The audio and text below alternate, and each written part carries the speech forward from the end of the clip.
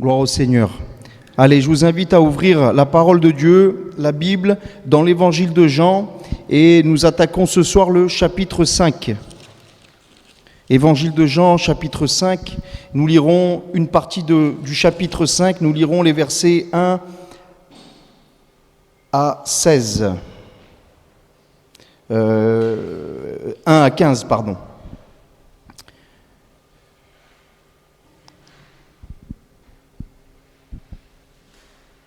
Jean chapitre 5, là c'est le chapitre 1. Jean chapitre 5, versets 1 à 15. Après cela, il y eut une fête des Juifs et Jésus monta à Jérusalem. Or, à Jérusalem, près de la porte des brebis, il y a une piscine qui s'appelle en hébreu Bethesda et qui a 5 portiques. Sous ces portiques étaient couchés une multitude de malades, d'aveugles, de boiteux, d'estropiés, de paralytiques qui attendaient le mouvement de l'eau, car un ange descendait périodiquement dans la piscine et agitait l'eau, et celui qui descendait le premier après que l'eau avait été agitée était guéri, quelle qu'ait été sa maladie. Là se trouvait un homme malade depuis 38 ans. Jésus le vit couché et sachant qu'il était déjà là depuis longtemps, lui dit « Veux-tu être guéri ou veux-tu retrouver la santé ?» Moi je lis dans la version Colombe. Le malade lui répondit « Seigneur, je n'ai personne pour me jeter dans la piscine quand l'eau est agitée et quand j'y vais, un autre descend avant moi. » « Lève-toi, lui dit Jésus, prends ton lit et marche. » Aussitôt cet homme retrouva la santé. Il prit son lit et se mit à marcher. C'était le sabbat ce jour-là. Les Juifs dirent donc à celui qui avait été guéri « C'est le sabbat, il ne t'est pas permis de porter ton lit. » Il leur répondit « Celui qui m'a rendu la santé m'a dit « Prends ton lit et marche. » Ils lui demandèrent « Qui est l'homme qui t'a dit « Prends ton lit et marche » ?» Mais celui qui avait été guéri ne savait pas qui c'était, car Jésus avait disparu dans la foule qui était à cet endroit. Après cela, Jésus le trouva dans le temple et lui dit « Voici, tu as retrouvé la santé, ne pêche plus, de peur qu'il ne t'arrive quelque chose de pire. »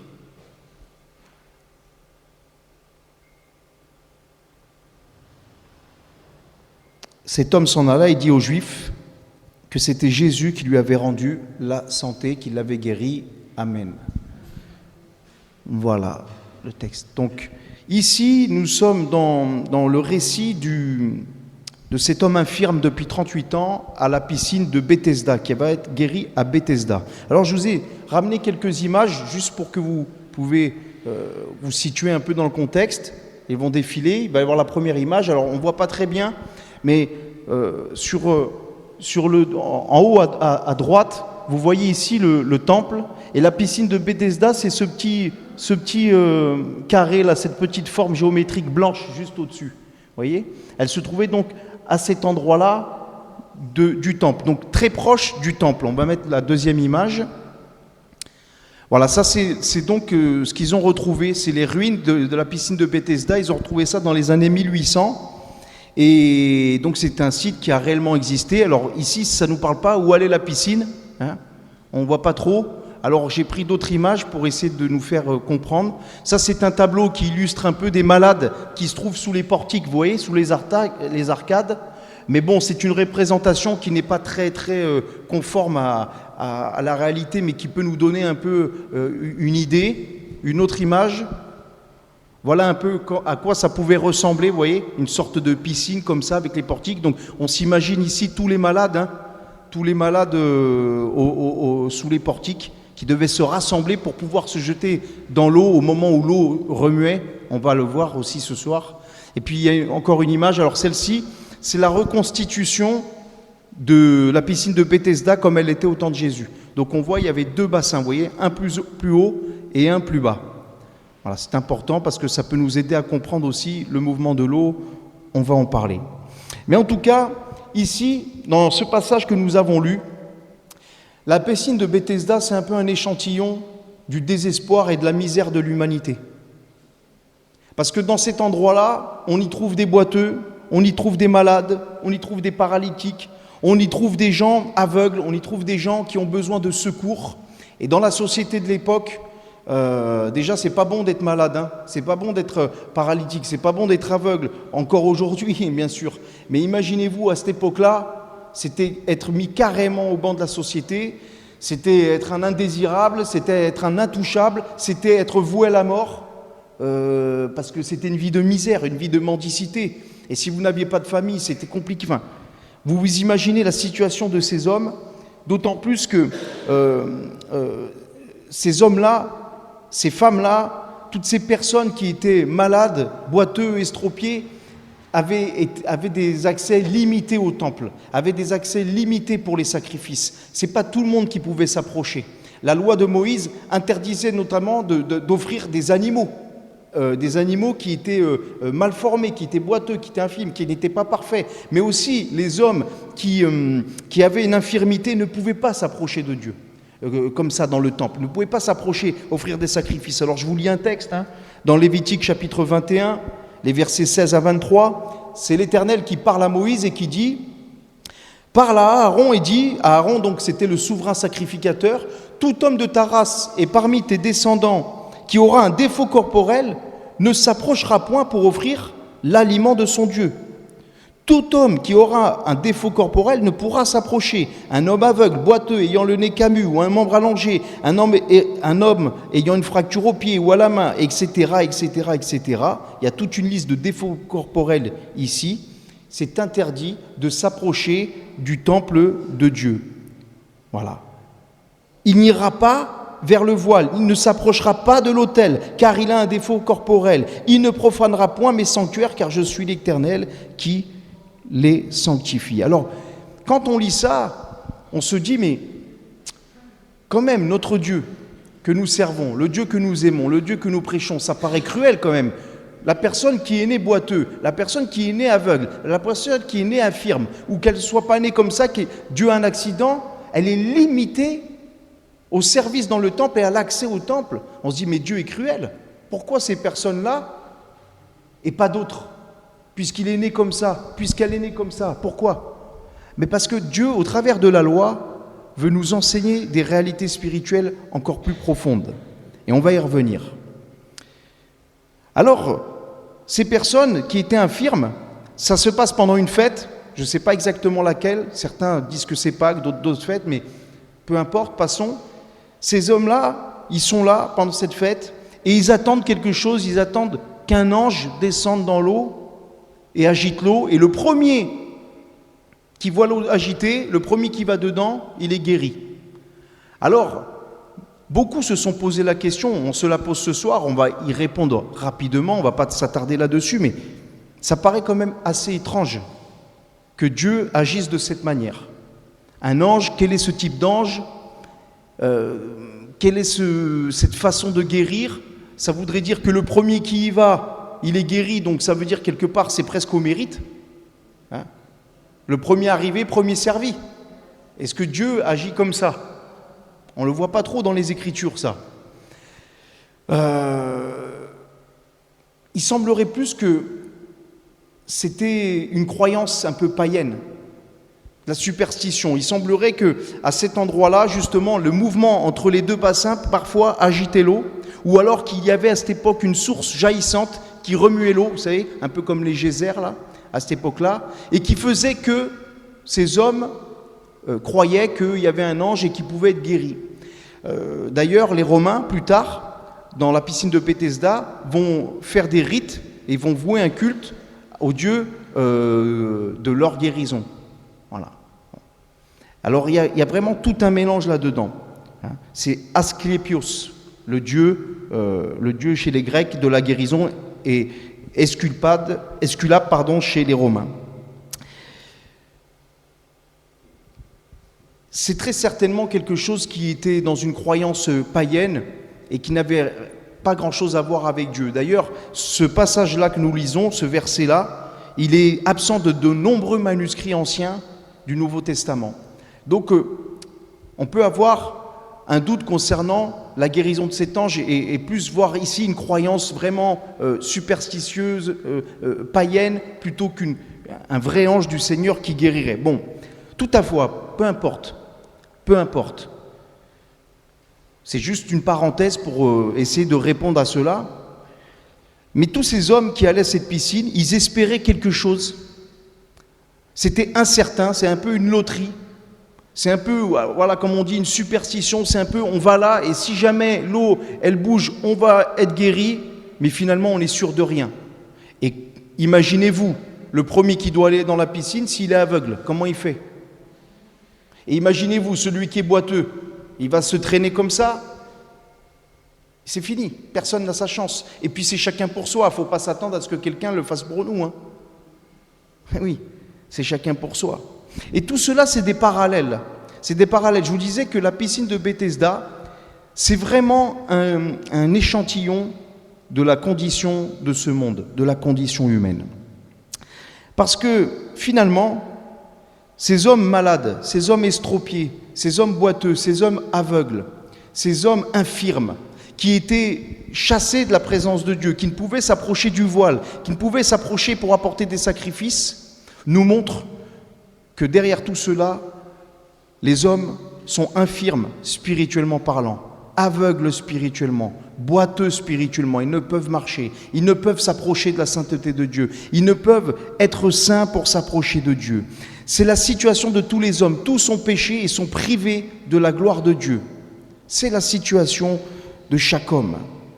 Et ces hommes-là, eh bien, c'est la situation de ce monde qui, perdu, sans espoir, essaye de trouver un moyen de secours, un moyen de réconfort, un moyen de guérison dans quelque chose que ce soit. Alors vous savez, il y a des gens, parfois ils vont essayer de trouver un peu d'espoir dans l'astrologie, un peu d'espoir chez les voyants, un peu d'espoir chez les guérisseurs, un peu d'espoir chez les magnétiseurs, un peu d'espoir dans l'hypnose, un peu d'espoir dans la sophrologie, dans l'invocation des morts, dans le spiritisme, un peu d'espoir dans le vaudou, dans la magie, dans les arts magiques, un peu d'espoir dans certaines sciences occultes, un peu d'espoir dans certaines religions, certains rites. Peut-être que si je fais ceci, j'aurai cela. C'est un peu la situation, parce que quelque part, je pense que chacun d'entre nous, ici ce soir, cherche un peu d'espoir pour sa condition. Ça peut être spirituel, mais aussi physique, mental. Et on recherche Dieu, mais il n'y a rien qui peut nous donner de secours. Parce que dans toutes ces choses qui ont été citées, parfois ils y trouvent un secours éphémère, momentané, un faux secours, un leurre. Vous savez, les gens parfois qui vont voir des guérisseurs pour être guéris d'une maladie, ils rentrent et il se passe qu'ils sont guéris. Alors on se dit, vous voyez, ça marche. Oui, mais ce qu'ils ne savent pas, c'est que quand vous touchez aux arts magiques, vous êtes peut-être guéri de quelque chose, mais vous repartez avec autre chose. Eh oui. Certains vont voir des voyants pensant qu'ils vont pouvoir leur donner un peu d'espoir dans l'avenir. Et parfois les choses se passent comme le voyant a dit, sauf qu'ils ne savent pas, c'est qu'ils ont ouvert une porte aux démons. Et après, c'est le chaos. Il y a plein de choses comme ça, vous voyez. D'autres vont essayer, dans certaines religions, de faire certains rites et pensant qu'ils vont pouvoir gagner, mériter la faveur de Dieu. Allez, je vais faire un parcours à genoux pendant des kilomètres avec mon chapelet et prier, et Dieu va m'exaucer. Je vais allumer des bougies, je vais faire ceci, je vais mettre de l'encens, je vais faire des offrandes aux statues, aux dieux, apporter des fleurs, je ne sais pas, ça dépend des croyances, et très certainement que les dieux seront favorables. Mais tout ceci, bien sûr, n'est que illusion. Et c'est vraiment ce que reflète cette piscine de Bethesda, reflète ce qu'est la condition de l'humanité déchue, perdue, malade, sans espoir, sans but, et privée de la présence et de la gloire de Dieu. Mais il y a quelque chose d'extraordinaire qui va se passer dans ce récit. Cet homme-là qui est malade depuis 38 ans, 38 ans c'est long, hein ? C'est une vie, 38 ans, la moitié d'une vie. 38 ans. 38 ans de misère, ça fait presque 40 ans, comme les 40 années d'épreuve. Hein ? On a parlé de ça dimanche avec Jonas. 38 ans. Et là, Jésus, il arrive. Dans ce décor sombre, dans cette histoire sombre, parce que imaginez-vous, une piscine entourée de gens boiteux, infirmes et malades, ça ne devait pas être Jojo, comme on dit. L'ambiance, ça ne devait pas être terrible. Et Jésus, il arrive. Il arrive et va voir cet homme et va lui poser cette question, « Veux-tu être guéri ?» Cet homme parmi tant d'autres. C'est Jésus qui vient à Bethesda. Bethesda, vous savez ce que ça veut dire? Ça signifie maison de la miséricorde, ou maison de la grâce, ou maison de la pitié. Et c'est pas un endroit où les gens normaux, on va dire, entre guillemets, quand j'entends les gens qui n'étaient pas infirmes, malades, aveugles, etc., les gens bien portants plutôt, c'est pas un endroit qu'ils fréquentaient. Surtout quand on est juif et qu'on ne veut pas se souiller. Mais Jésus, lui, il vient. Il vient dans les bas-fonds. Il vient dans les endroits les plus lugubres, les plus sombres, pour apporter justement de l'espoir, pour apporter la lumière, pour apporter la guérison. Et Jésus va poser cette question à cet infirme, « Veux-tu être guéri ?» On pourrait dire, mais attends Jésus, pourquoi tu lui poses cette question? Bien sûr qu'il veut être guéri. Mais quand Jésus pose une question, quand Jésus nous pose une question, c'est pour que nous puissions rentrer en nous-mêmes et commencer à réfléchir. Pourquoi est-ce que tu me demandes cela? Alors Jésus va dire, est-ce que tu veux être guéri? Et cet homme va pas répondre tout de suite, oui. Il va dire, je n'ai personne pour me jeter dans la piscine. Il va placer sa foi encore dans ce moyen-là, cette piscine, ce petit tourbillon. Il va dire, j'ai personne pour me jeter. Je voudrais être guéri, mais je ne peux pas y aller. Personne ne peut m'emmener. Alors peut-être qu'il attend de Jésus qu'il le jette dedans. Je ne sais pas. Il dit, j'ai personne. Et Jésus va lui donner une parole. Il va lui dire, lève-toi, prends ton lit et marche. Et aussitôt, cet homme fut guéri, il prit son lit et marcha. C'était un jour de sabbat. Et là, il s'est passé quelque chose d'extraordinaire. C'est parce que, au moment où cet homme dit à Jésus, je n'ai personne, il fait une confession. La confession que tout homme, toute femme doit faire devant le Seigneur. Je n'ai personne, Seigneur. Est-ce que tu veux être sauvé? Est-ce que tu veux être pardonné de tes péchés? Est-ce que tu veux être sorti de cette situation? Cette situation, parfois, c'est latent dans la tête. Des fois, on est prisonnier là-dedans.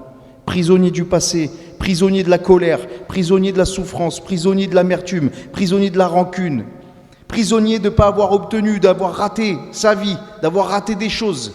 Ça nous empêche d'avancer. Prisonnier de sa condition. On se dit, mais je ne voulais pas cette vie, je ne voulais pas être comme ça. Et je ne peux pas m'en sortir, je ne peux rien faire, c'est comme ça, c'est tout. Je suis né comme ça, je suis né pécheur, je suis né perdu, je suis né déchu, je suis né... Comme il y avait une chanson à un moment, on ne choisit pas ses parents, on ne choisit pas sa famille, on ne choisit pas non plus l'endroit où on est. On ne choisit pas non plus, on arrive à l'existence, on ne choisit pas si on a les yeux bleus, les yeux marrons, si on a la peau noire, la peau blanche, si on est dans une famille riche, une famille pauvre. On ne choisit pas ça. On arrive comme on est, avec ce que Dieu nous donne ou ne nous donne pas. Et cet homme, qu'est-ce qu'il dit? Il fait, j'ai personne, Seigneur. J'ai personne pour m'aider.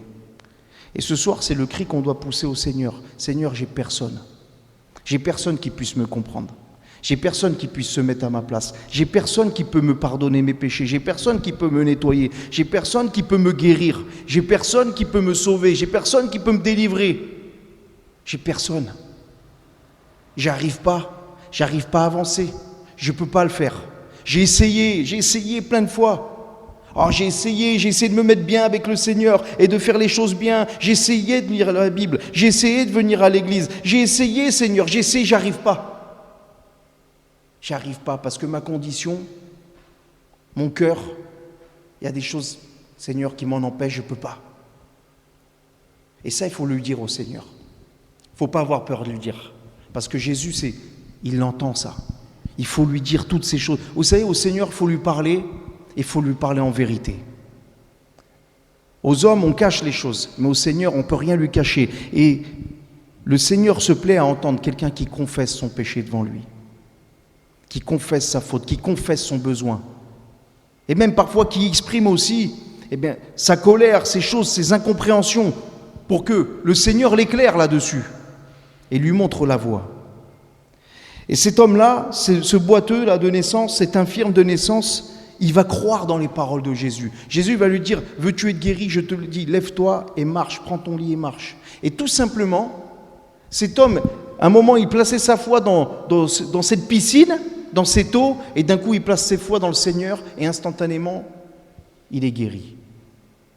Et la vie chrétienne, c'est ça. C'est une vie de foi. On commence par la foi et on va jusqu'au bout par la foi. Il faut tout simplement dire au Seigneur, croire dans les paroles du Seigneur. Quand le Seigneur parle dans la parole, il faut croire tout ce que Jésus dit. Lorsque tu confesses ton péché et que la Bible dit « Celui qui confesse son péché, celui qui avoue sa faute, celui qui se détourne, il est pardonné, il est lavé, les choses anciennes sont passées, toutes choses sont devenues nouvelles », il faut le croire, le recevoir par la foi. Lorsque le Seigneur te fait une promesse, il faut la saisir par la foi. Jésus il va faire ce miracle un jour de sabbat. C'est pas anodin, parce que les Juifs, les religieux, ils vont reprendre cet homme, ils vont dire « Attends, tu as été guéri ?» La seule chose qu'ils vont voir, c'est un homme, il est guéri, ça fait 38 ans qu'il est guéri, et au lieu de lui dire, de se réjouir, de dire « C'est bien, tu es guéri », ils vont dire « C'est interdit de prendre ton lit et de marcher. » Mais lui, cet homme, il vit juste par la foi de ce qu'il a dans la parole de Jésus. Jésus lui a dit « Prends ton lit et marche », il s'en va, il est guéri, il est heureux, parce qu'il est rentré dans le vrai sabbat de Dieu. Les Juifs religieux, là, vont lui reprocher, justement, de ne pas respecter le sabbat, mais il est rentré dans le repos de Dieu. On va lire ensemble Hébreux, chapitre 4, versets 1 à 7. « Craignons donc, tandis que la promesse d'entrer dans son repos, dans son sabbat, subsiste encore, qu'aucun de vous ne paraisse être venu trop tard. Cette bonne nouvelle nous a été annoncée aussi bien qu'à eux, mais la parole qui leur fut annoncée ne leur servit de rien, car elle ne trouva pas de foi chez ceux qui l'entendirent. Pour nous qui avons cru, nous entrons dans le sabbat, dans le repos. Selon qu'il est dit, je jurerai dans ma colère, ils n'entreront pas dans mon repos. Il dit cela, quoique ses œuvres aient été achevées depuis la création du monde. Car il a parlé quelque part ainsi du 7e jour, et Dieu se reposa de toutes ses œuvres le 7e jour, et ici encore, ils n'entreront pas dans mon repos. Or, puisqu'il est encore réservé à quelques-uns d'y entrer, et que ceux à qui d'abord la promesse a été faite n'y sont pas entrés à cause de leur désobéissance, Dieu fixe de nouveau un jour, aujourd'hui, mardi 2 juin, en disant « Aujourd'hui, si vous entendez sa voix, n'endurcissez pas vos cœurs. Croyez au Seigneur. » Celui qui reçoit les paroles du Seigneur dans son cœur aujourd'hui, il rentre dans le sabbat, dans le vrai sabbat de Dieu, dans le repos de Christ. C'est quoi le repos? C'est le repos, la délivrance d'être sauvé. Comme le Seigneur dira, recevez mon joug, prenez mon joug, recevez mes paroles, mes instructions. Je suis double et humble de cœur et vous trouverez du repos pour vos âmes.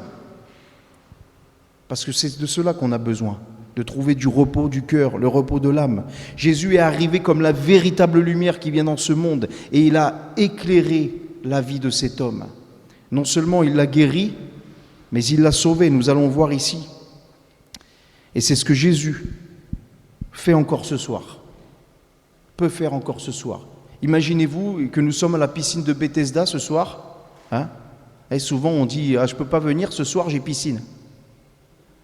Et vous avez bien fait de venir à la piscine ce soir. Et Jésus, il est là, et te pose cette question, tu veux être guéri? Tu veux être sauvé? Tu veux être relevé? Tu veux être pardonné? Alors lève-toi et va. Cet homme, vous voyez, il ne connaît pas bien Jésus encore, il ne sait pas, il a juste reçu les paroles par la foi, et quand les religieux vont lui demander « Mais qui c'est qui t'a dit ça ?» Il ne sait pas. Et c'est vrai qu'on vient au Seigneur, on saisit des paroles par la foi, on ne comprend pas forcément tout. On ne sait pas tout ce qui se passe, mais on sait qu'il s'est passé quelque chose. Quelqu'un qui est pardonné de ses péchés, dont les chaînes sont tombées, brisées, il le sait, il le vit. Il le ressent. Parce que le Seigneur nous appelle, non pas à tout un tas de rituels, mais il nous appelle à recevoir par la foi ses paroles et à entrer dans une relation avec lui. Il y a quelque chose de spirituel, de miraculeux, de glorieux qui se passe dans un cœur, qui reçoit par la foi les paroles de Dieu, sans forcément tout comprendre. C'est bien d'étudier la Bible, c'est une bonne chose, mais il faut avouer que lorsqu'on vient au Seigneur, on ne comprend pas tout. Et Jésus, il se met à notre portée. Il est capable de parler à un enfant. Un enfant peut se convertir, mes frères et sœurs, mes amis. Vous voyez, c'est pas que pour les intelligents la Bible. C'est pas que pour les sages, pas pour les grands de ce monde, c'est pour tous. Parce qu'au final, nous sommes dans la même condition que tous ces hommes à la piscine. Et Jésus peut faire une œuvre en nous, tout simplement si nous croyons dans ses paroles. Jésus va lui dire, il va le retrouver dans le temple et il va lui dire, « Voici, tu as été guéri, ne pêche plus, de peur qu'il ne t'arrive quelque chose de pire. » C'est vrai qu'il est guéri, cet homme, hein, et gloire à Dieu pour les guérisons. Mais Jésus quand même met en lien cette maladie avec le fait de ne plus pécher. Alors on n'est pas forcément malade parce qu'on a péché, mais parfois ça peut arriver que la maladie est liée au péché. Une condition peut être liée au péché, mais pas toujours. Mais en tout cas ici, Jésus met vraiment l'accent et met le point, met le doigt sur le fait que tu as été guéri, tu marches, mais il va lui dire, ne pêche plus. C'est ça le plus important. Ne pêche plus de peur qu'il ne t'arrive quelque chose de pire. Mais qu'est-ce qui peut lui arriver de pire à cet homme que d'être paralysé encore? Ça fait 38 ans. Quand Jésus dit quelque chose de pire, c'est la condamnation éternelle. Ne pêche plus, ne marche plus dans les mauvaises voies, demeure dans la foi de Christ. Le rejet éternel de Dieu, le fait de remettre à demain, de rejeter, de marcher dans le péché, de consumer le péché, d'aimer le péché, c'est dangereux. Vous savez, la vie ne nous appartient pas. On fait des projets. Je vais vous dire, cet après-midi encore, on faisait une visite à l'hôpital, une sœur, on va prier pour elle, notre sœur Maïté, elle devait venir à la réunion de prière. D'un coup, elle a eu une douleur, elle est rentrée aux urgences. Alors merci Seigneur, Dieu l'a gardée, mais ce qu'elle a eu, c'est grave. Vous pouvez en mourir. Et pourtant, on a fait des projets. J'ai parlé avec son mari avant-hier, je fais bon alors on va faire ça, mercredi on fait ceci, tu viens là, on avait plein de choses, vous voyez. Alors gloire à Dieu, ils sont sauvés. Hein? Et notre sœur est là entre de bonnes mains. Mais tout ça pour faire réaliser que faut pas jouer avec Dieu. Faut pas jouer avec le temps que Dieu nous donne. Faut pas jouer avec les appels que Dieu nous fait. Et encore une fois, je le dis pas pour faire peur. Je le dis parce que c'est une réalité. Trop souvent, on a trop vu de choses. On en a trop vu. On a trop pleuré déjà.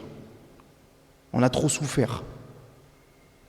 Aujourd'hui, si vous entendez sa voix, aujourd'hui, le Seigneur peut te délivrer et il veut que tu marches en nouveauté de vie. Il va te donner de marcher en nouveauté de vie. Il va te purifier tes fautes, il va te guérir, il va guérir ton âme.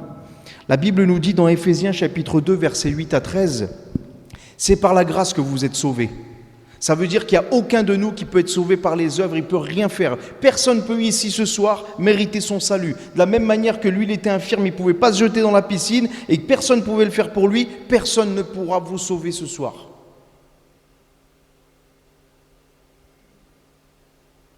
Personne. Tu ne peux rien faire. Tu ne peux être sauvé que par le moyen de la foi. Cela ne vient pas de vous, c'est le don de Dieu. Le don de Dieu, c'est Christ. Ce n'est point par les œuvres, afin que personne ne se glorifie. Et heureusement, parce que, imaginez-vous, reprenons ce parallèle avec les infirmes. Alors les bien portants, eux, ils pourraient être guéris, ils pouvaient aller au temple, ils pouvaient faire plein de choses, et eux, qui étaient dans la misère, ils sont cuits, c'est une injustice. Mais Dieu nous montre que nous sommes tous infirmes devant lui. Personne ne peut atteindre le salut, personne ne peut atteindre la guérison, personne ne peut atteindre la sainteté de Dieu, si ce n'est lui qui vient. Si ce n'est lui qui vient à nous, comme Jésus est venu à Bethesda, comme Jésus est venu faire grâce dans la maison de la grâce, de la compassion, de la miséricorde, de la pitié. Jésus, nous avons été créés en Jésus-Christ pour des bonnes œuvres que Dieu a préparées d'avance afin que nous les pratiquions.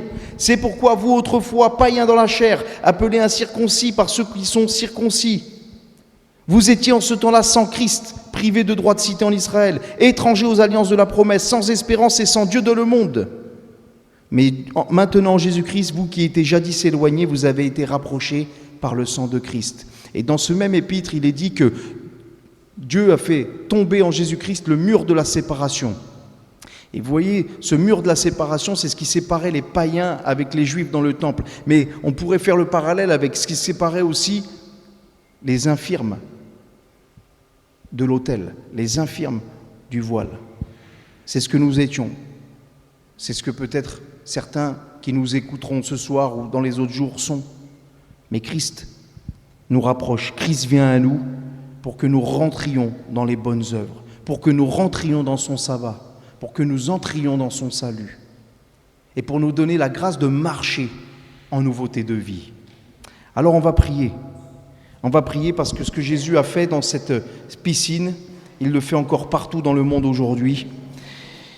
Et nous croyons que quiconque confesse son incapacité, quiconque confesse son handicap spirituel, son péché, sa faute devant Christ, eh bien il peut être pardonné, lavé, purifié, restauré, guéri. C'est une parole très simple ce soir, mais puissons-nous la saisir par la foi.